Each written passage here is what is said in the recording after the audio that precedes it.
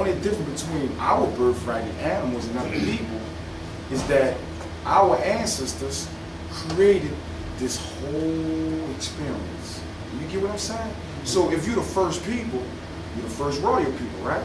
So if you're the first people, you're the first government, right? If you're the first government, why are you not governing this whole planet? So that means you have the right to govern, right? Starting with yourself, right? So you must handle your legal lawful affairs. There's the rights of indigenous people, brother.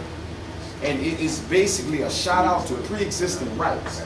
So brothers that's just coming into the information, also there's a Universal Declaration of Human Rights, is a shout out to basic rights that kind of give you a layman's term of what rights and liberties is. You follow me? Because these people have conditioned us. If you walk, they tell you which way to go. If you spit, they tell you which way to go. As an individual, when you grow up, you be an adult. Your mama don't tell you to clean up your room no more. You already automatically do that, right? So that's the position they have us in. So we need to learn that we are really adults and we own everything, brother.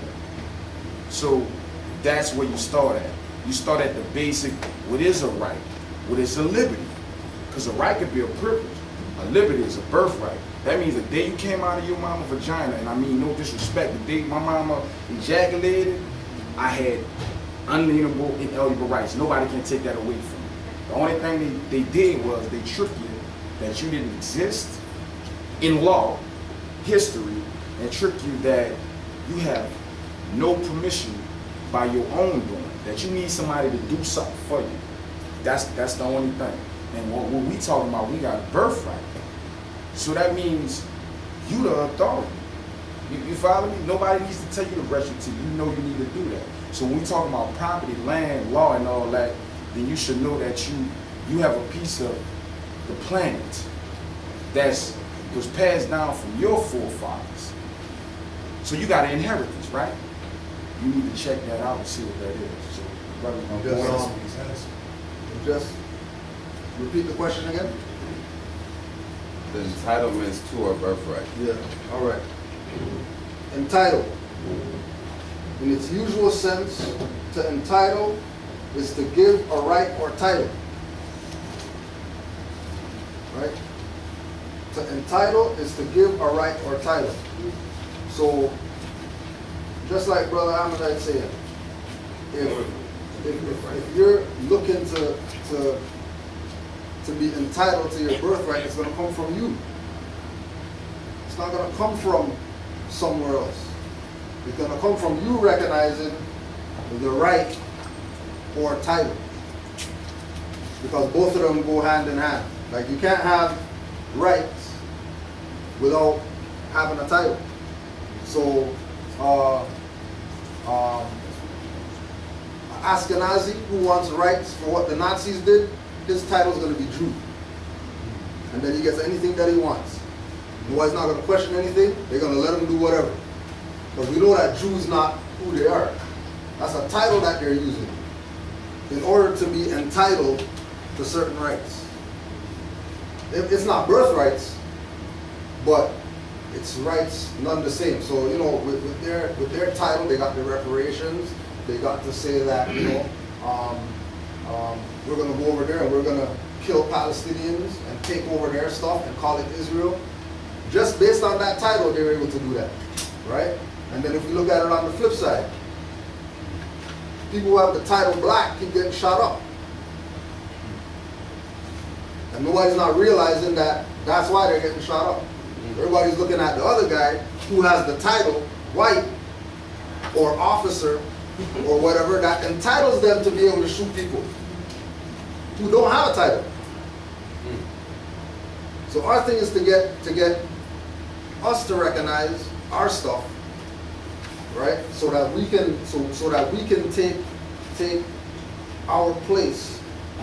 And again, using Amazight, that when on history where he's at, the response that people give to him when he's just walking around, let's us know that they respect his title. They respect his entitlement. when you have a birthright and you go to a store, that whoever runs it, and then they say something like, you know what, don't worry about it, and let you leave with the stuff for free, they recognize your stuff. They know what's up. We had situations where as soon as we let certain people know that we are the actual natives, like not the people who you've been told is the native, like we're the actual native. Oh, sorry about that, you know what I mean? Anything that you want, just come to the store. Just take the stuff off the shelf and just leave. Well, they break their neck when you come to the counter. I mean, we was in what, Family Dollar, right? The Family Dollar. European come running out the back. Oh, he's tax exempt. Hold up. Hold up. Yeah, I'm seeing the manager. Hold up. That's Amazight. Okay, we need to take the taxes off. You know that? You know, it's real. That's the two witnesses right there, and you know, this happened yesterday, brother. This everything we saying. This is what 5 minutes out the cab. Yeah. All the way up to about what, 12 o'clock. You know, Islam. So, you know, we definitely showing proof. You know, so he gonna go into it again, brother. But I'm just here to back up and show you facts. We have receipts. This is not a game at all, and I don't play with this at all. So, you know, it's very serious, brothers and sisters. Just to that note, because my biggest thing is sales tax, so I'm always standing on it everywhere I go. I don't care how small the amount is. And I got a truck full of receipts. But the biggest thing with that is just consistency. And just using it and doing it. And with doing taxes and standing on my birthright with that, I've been able to open up my mind in certain ways for other arguments. Because in having conversations with people, you have to explain certain things. Because sometimes they just really want to know what's going on. It's not like they're really trying to fight with you or whatever. They're just trying to do their job. But if you are persistent and consistent with, you know, just one thing, you'll start to see how the argument can be applied in various ways. And it'll, like I said, it'll broaden your horizons and your ideas as far as, all right, what does this birthright really mean? You know what I mean? What does it mean to really honor the birthright? What does it mean that they have to honor it? What does it mean that they have a charter from the state, which has to fall in line with the Constitution? Like, what does that really mean for everyday interactions? And I've noticed just in my journey that applying those taxes helps you see how all these things fall into place. Because when it says not taxed, realize that's anything they really charging you. So it's like, all right, if I'm getting sales tax today, tomorrow I'm gonna be getting stuff for free. And I can tell you, no lie, there's been instances I pull out the card, they see it because they don't know what's going on, but they recognize what's on that card. Get out of here. All right, you got it free. Okay, you know, 1, 2 o'clock in the morning, I'm going to Wendy's, you know what I mean? For free. I'm getting a whole meal, I'm getting extra fries, you know what I mean? Extra tall, everything. I didn't even order that, you know what I mean? But they just trying to give me something to get me out of there so they paying don't hit the fire, you know what I mean? But it's about consistency and just understanding the basics in my eyes. And then all the other stuff will come with it.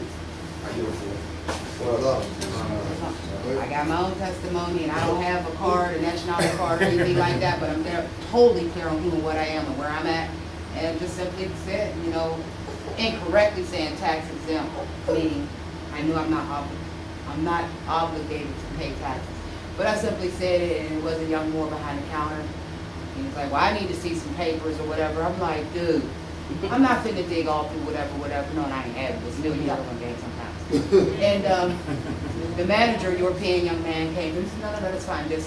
And he went on and did what he needed to do without a card. But that's being clear and standing what you know.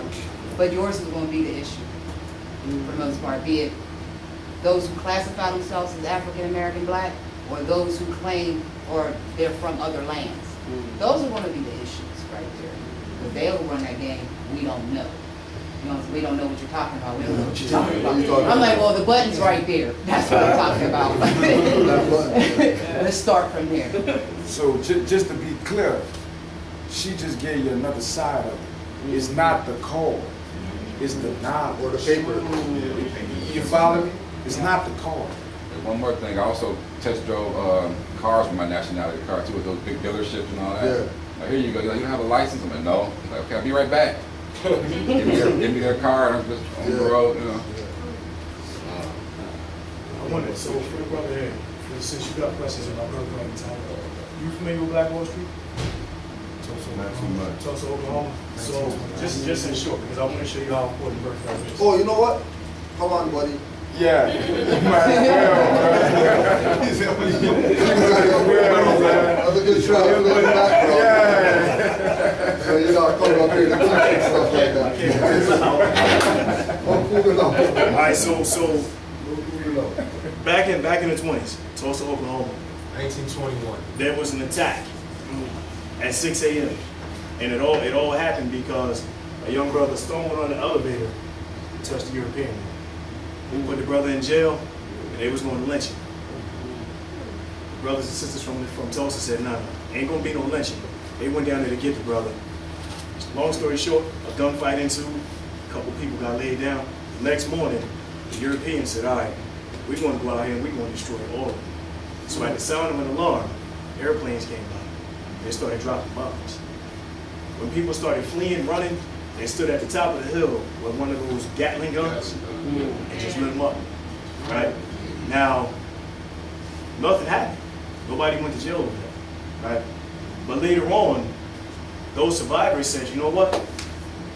We're going to take Tulsa to court. They fought and fought and fought and fought for years. Took it all the way up to the Supreme Court. Nothing happened. When they got to the Supreme Court said, they went about their business. Nothing happened. You know what they got? They got bronze medals that said Tulsa riot survivor. Right? Now, all of those people were classified as Negro, colored, or black. Right? Now, how many people know what happened to the Japanese after December 7, 1945? They got ushered into concentration camps. They put them in a concentration camps, Because right? they thought that there would be a problem because of the war that was going on. So they. Now, who did I say? Japanese. Japanese. Status, nationality, right? Japanese. Right? Does anybody know what happened after that? They got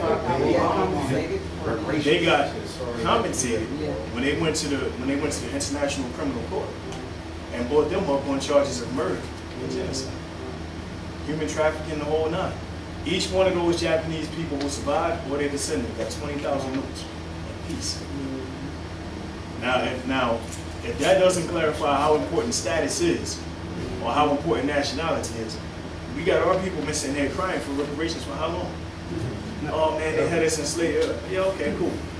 But you're still crying about you black and you Negro and you color. You go to the United Nations, when you go to the International Criminal Court, they ain't trying to help. You can forget your black argument. It's over. Brother, can you touch on how the Chinese is categorized as black now too? What do you mean how they categorize? Oh, The yeah. Chinese are categorized as black? Yeah. I didn't know they were. Africa. They go to They call black. Oh, but I didn't know they were. So for just to touch on that. So when oh yeah. Sorry, I got carried away. I'm sorry, I didn't want to say that. No, it's all good. It's all good. Excuse me. I read this story about Tulsa, Oklahoma, 1921, right? This is where the Gap Band got their name from, Green Arch and Pond. Right. This was considered a prominent area that it was agreed upon by the oilsmen that they give certain blacks a community or a certain section, and they more or less do their business or whatever. But come to find the Europeans find out it was more fun to be over in the hood, neighborhood, than to be where they were. So they had good relations. So my understanding of that story is that how that attack happened is that these guys came, there was a war that went on. I think it was the First World War. It was World War I. It was after World War I. Right. They came home. They had nothing. So it was suggested by the white supremacists